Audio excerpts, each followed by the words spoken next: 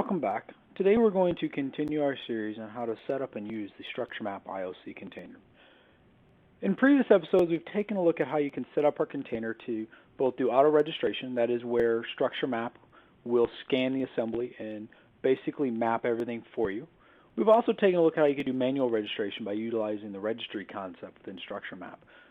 In this episode, we're going to set up our container to utilize profiles, and we'll do it in a manual way.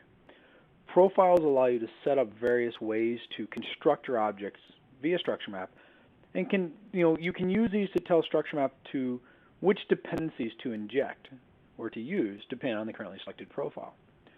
In the example today, which will highlight how to use this and what it can do for you, we're going to take our original challenge validator, and this is right here, and this is just a validator that we know would validate some challenge response information. And we created a duplicate of it, and we call it the legacy challenge validator. Both validators implement the same interface. And what we want to be able to do is, depending on the profile or the current usage or current scenario, to inject a different validator into our object. And we want to do this with profiles, and it's a pretty straightforward and pretty easy way to do it. So let's go ahead and get started and take a look at the code, see what we need to do. The first thing we want to do is bounce over to our IOC registry. This is, it shouldn't be new to everybody. We've taken a look at this in the previous episodes. And what we've got here is just a simple auto configuration where we'll scan the calling assembly and we'll, use the default conventions. Now we do need to make a slight little tweak to this. What I want to do is this. I want to do x.createProfile. And when I create a profile, I have two options here. The one where I just provide the name, and the one where I provide an expression. And we're going to create with the name and the expression. And I'm going to create a profile name called Legacy. And then we're then going to use the expression here.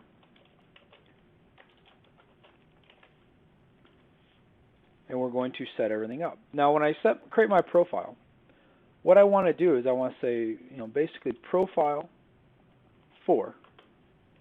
And then I challenge validator. Use concrete type of legacy validator. And this will say that for this particular profile, this is the instance of iChallenge validator will be legacy profile, the legacy validator. And I'm going to go ahead and copy and paste this in. And we'll create this one, we'll call it current. And we don't want current to inject our legacy. We want to actually inject the standard or what we're deeming to be the current challenge validator. I'm going to go ahead and save this. At this point in time, I've essentially set up my profiles, and I've swapped out my dependencies. So let's go ahead and run a simple unit test here. And I've got my bootstrap is being called again. And then I've got my test here that will just grab an instance of my user login service. Now, if you remember, if I bounce back to this, I'm not actually wiring up my user login service manually. I'm using the auto registration for it. So don't want to think there's black magic going on. If I put a breakpoint right here and run this, let's see what happens.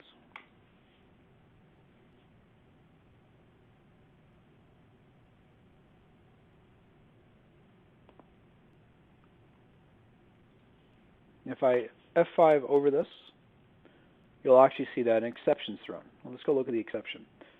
Exception 202, no default instance for iChallenge validator. Well, I did set everything up, but when you're using profiles, you do need to tell the object factory which profile that you want to use. And we will take a look at here in a second how you can set up to default. But for now, we're going to manually set the legacy profile as what's being used. Let's run this all over again.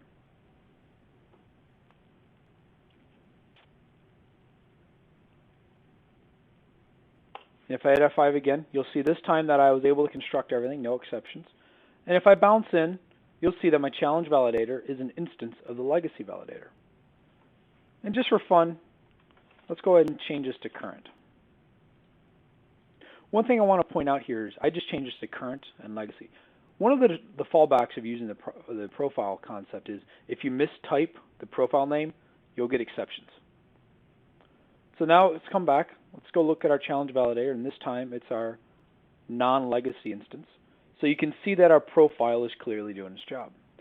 Now, what if I don't want to manually set my profile every single time? What if I want it to default to something and only swap that out if I want to use the legacy.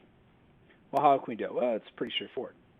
First, we're going to get rid of what we are calling the current profile. And then what we need to do is manually set up our mapping for our I challenge validator. And the reason we have to manually set this up is because the auto registration isn't smart enough or sophisticated enough to basically say which of the two concretes should I use, and because it can't make that choice. You have two various concretes that map to one interface, so you have to manually tell it what to do. So we're going to say for requested type, the default is of concrete type challenge validator. And now if I bounce back to my test harness, remove my profile, and rerun everything, I should have it create me an instance of the service using the default construction of the I challenge profile. And it'll give me the non-legacy implementation.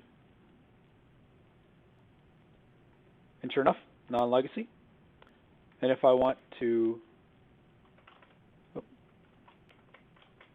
put this back and run it all over again, and this time explicitly specify which profile to use.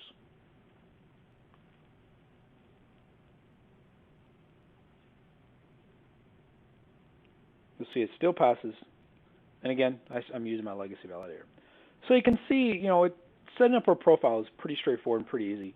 There are a couple gotchas, such as if you misspell a profile, it won't work, or if you do not set up a default and you don't set a profile manually, you'll get some exceptions. Where is a profile useful? Well, you can use it in testing scenarios. Maybe if you're in a unit test scenario, you don't want to use the default implementation of things. You want to use hardwired mocks or stubs. That's a good scenario.